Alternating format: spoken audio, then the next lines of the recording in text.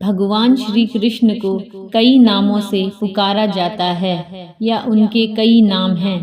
एक नाम उनका लड्डू गोपाल भी है। आज हम आपको बताएंगे कि भगवान कृष्ण का नाम लड्डू गोपाल कैसे पड़ा। ब्रज भूमि में भगवान श्री कृष्ण के एक परम भक्त कुंभन दास रहते थे। कुंभन दास का एक पुत्र रघुनंदन था।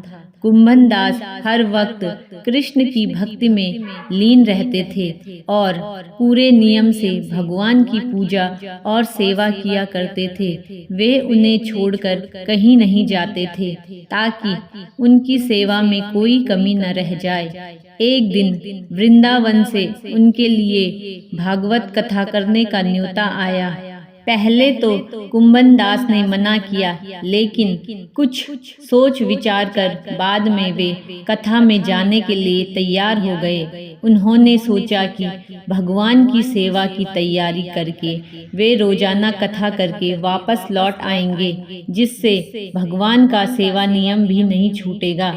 उन्होंने अपने पुत्र को समझा दिया कि वे भोग तैयार कर चुके हैं, बस तुम्हें समय पर ठाकुर जी को भोग लगा देना है। इसके बाद वे वहां से प्रस्थान कर दिए। कुंभन दास के पुत्र रघुनंदन ने भोजन की थाली श्री कृष्ण के सामने रखी और सरल मन से आग्रह किया कि ठाकुर जी आओ और भोग लगाओ। उसके बाल मन में यह छवि थी कि वे आकर अपने हाथों से भोजन करेंगे, जैसे हम सभी करते हैं। उसने बार बार आग्रह किया, लेकिन भोजन तो वैसे का वैसा ही रखा था। अब रघुनंदन उदास हो गया और रोते हुए पुकारा, हे कृष्ण आओ और भोग लगाओ।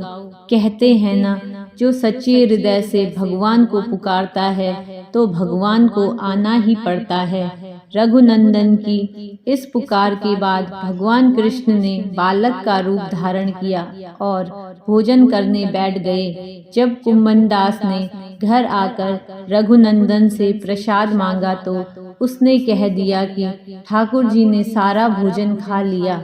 कुंभन दास को लगा बच्चे को भूख लगी होगी और वही सारा भोजन खा गया होगा, लेकिन अब ये तो रोज की कहानी हो गई थी। अब कुंभन दास को शक होने लगा तो उन्होंने एक दिन लड्डू बनाकर थाली में रखे और छुपकर देखने लगे कि रघुनंदन क्या करता है। रघुनंदन ने रोज की तरह ही भगवान कृष्ण को पुकारा तो वे बालक के रूप में प्रकट होकर आए और लड्डू खाने लगे।